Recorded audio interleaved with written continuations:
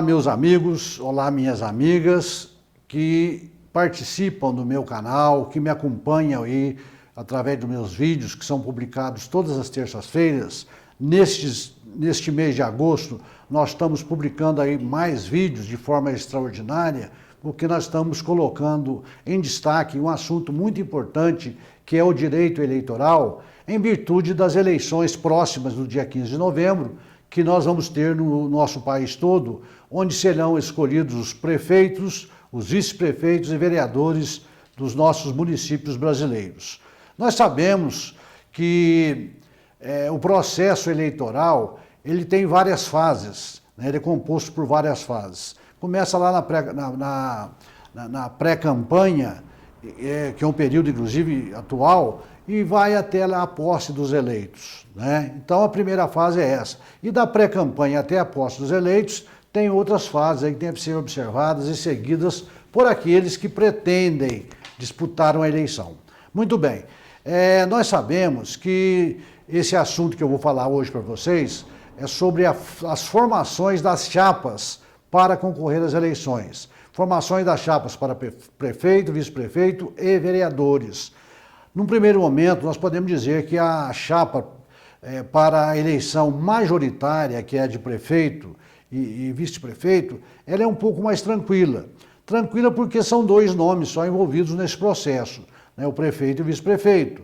E a escolha, normalmente, ela é feita dentro do partido, onde se lança o candidato a prefeito ou a vice, ou se havendo uma coligação, pode às vezes entrar-se num acordo e cada partido lança um candidato para formar a chapa. Um lança o partido a prefeito, o outro lança a vice, os partidos se coligam e vão trabalhar para eleger aquela chapa montada para a eleição majoritária. Isso só para prefeito, porque nós não temos coligações para as eleições proporcionais de vereadores, como eu já falei para vocês no vídeo anterior. Então, para o prefeito fica mais simples. Então, pode ser o candidato de um partido como prefeito, de outro como vice, ou pode ser tudo de um partido só e os outros entram para coligar, para apoiar aquela chapa.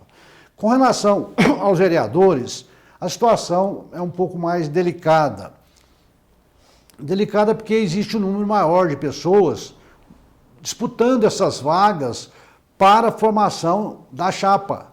Então a disputa já começa na formação da chapa, porque às vezes um partido tem aí mais de 1000 filiados, por exemplo, e nós podemos lançar um número limitado para disputar a eleição. Então, dentro desses 1000 candidatos ou 1000 eleitores, suponhamos que 300 pretendem ser candidatos, vai haver uma disputa interna antes de se formar a chapa, para ver qual vai ser a chapa que vai ser registrada no TRE, no cartório eleitoral, para enfrentar as eleições. Nós sabemos que o número de vereadores de cada município, ele é fixado na sua lei orgânica. A lei orgânica que define, esta Câmara Municipal é composta de X vereadores, X número de vereadores, né? Então, veja o seguinte, eu tenho, no primeiro momento, de consultar a minha lei orgânica, para saber quantos vereadores que eu tenho, para poder saber quantos que eu vou poder lançar na minha chapa, no meu partido. Então, para fixar esse valor na lei orgânica, nós já tratamos disso em outros vídeos, nós temos que nos socorrer à Constituição Federal de 88, no seu artigo 29, inciso 4º. O que diz lá? Lá traz uma tabela crescente, mostrando que o município com até X mil habitantes pode ter até tantos vereadores, um município com Y habitantes pode ter até tantos vereadores. É uma tabela que vai crescendo em número de habitantes e em número de lugares na Câmara. Então, quanto mais populoso o município, maior o número de candidatos, maior o número de vereadores que essa Câmara pode ter, tá certo? Muito bem. O que ocorre? Eu preciso, para me saber como que eu vou compor minha chapa, saber então qual o número de vereadores que o meu município tem, que a minha Câmara tem. Baseado nisso daí, a Lei 9.504 de 97, que é a Lei das Eleições, em seu artigo 10, traz o conceito aí, uma redação, explicando como que vai ser o número de lugares que eu vou lançar, qual o número de vagas que eu vou lançar na minha chapa. Por exemplo, diz aqui esse artigo 10 que o número que eu tenho de vereadores, eu posso lançar até 150% deste número como meus candidatos na chapa. Suponhamos que uma Câmara com 9 vereadores, eu posso ter mais 50% a mais na minha chapa para poder disputar a eleição. Então vamos supor, numa Câmara com 9 vereadores, eu vou aplicar, vou multiplicar esse número 9 por 1,5, que corresponde a 150% a mais. Eu vou chegar a um número de 13,5%. Nesse caso, quando é até 5 ou mais de 5, essa fração, eu arredondo para o número, seguinte. Então, eu vou arredondar para 14. Tá? Então, 9 vezes 1,5 vai dar 13,5. Eu passo para 14. Implica dizer que uma Câmara que tem 9 vereadores pode ter até 14 vereadores na sua chapa que vai disputar a eleição. Então, esse é o número máximo que eu posso ter em cada chapa de cada partido político, tá certo? Essa previsão está no parágrafo 4º do artigo 10 da Lei 9.504 de 97. Tá? Por exemplo, Belo Horizonte nós sabemos que tem 41 vereadores na Câmara Municipal. Então, eles podem lançar, cada partido pode lançar 62 candidatos para disputar essas 41 cadeiras, que corresponde a 50% a mais do que o número que já existe, tá certo? Muito bem. Aí vem a segunda questão.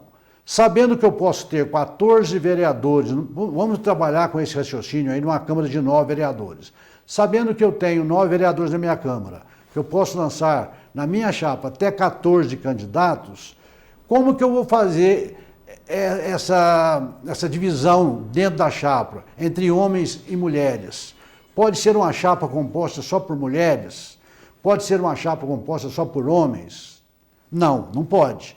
A legislação, o parágrafo 3º do artigo 10 da Lei 9.504 de 97, exige um mínimo de 30%, pelo menos, de um dos gêneros, masculino ou feminino.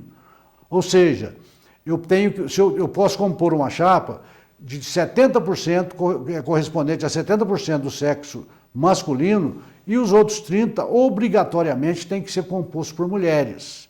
Da mesma forma, eu não posso formar uma chapa só com homens, só com mulheres. Se eu quero montar uma chapa só com mulheres, 30% dessas vagas tem que ser reservada aos homens. Isso dificilmente acontece.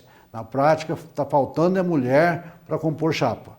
Né? O que a gente vê é isso. Apesar de que as mulheres hoje estão em número muito maiores no registro do TSE como eleitores ou como inscritas, né, aptas a votar, do que os homens. O número de mulheres hoje é bem maior. E os partidos encontram muita dificuldade na hora de se formar essas chapas, tá certo?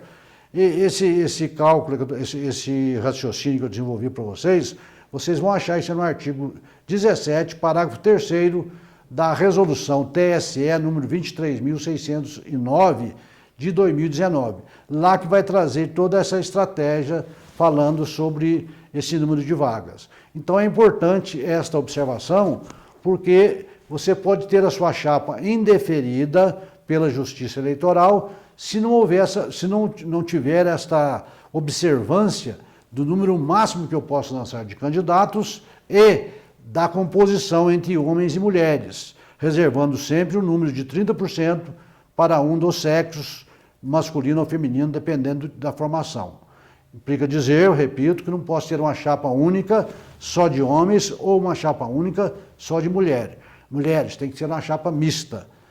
Uma composta pelo menos 70% de um sexo e a outra com 30%, independentemente de homem ou mulher, depende da composição que vai ser feita na hora. Então, eu gostaria de deixar isso para vocês hoje, nesse meu vídeo, estou encerrando aqui esse assunto, para que eu possa, numa próxima ocasião, estar falando para vocês sobre as convenções municipais, como que são feitas, por que são feitas, para que a gente possa já atingir uma outra fase desse processo eleitoral das eleições que serão realizadas no dia 15 de novembro. Agradeço vocês que me acompanharam até agora.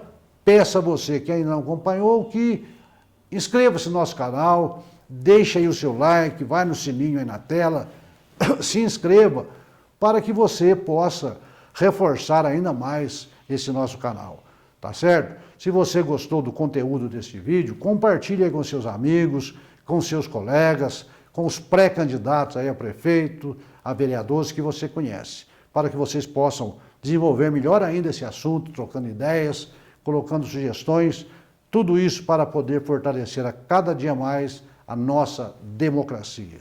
Um abraço a todos vocês e até a próxima, se Deus quiser.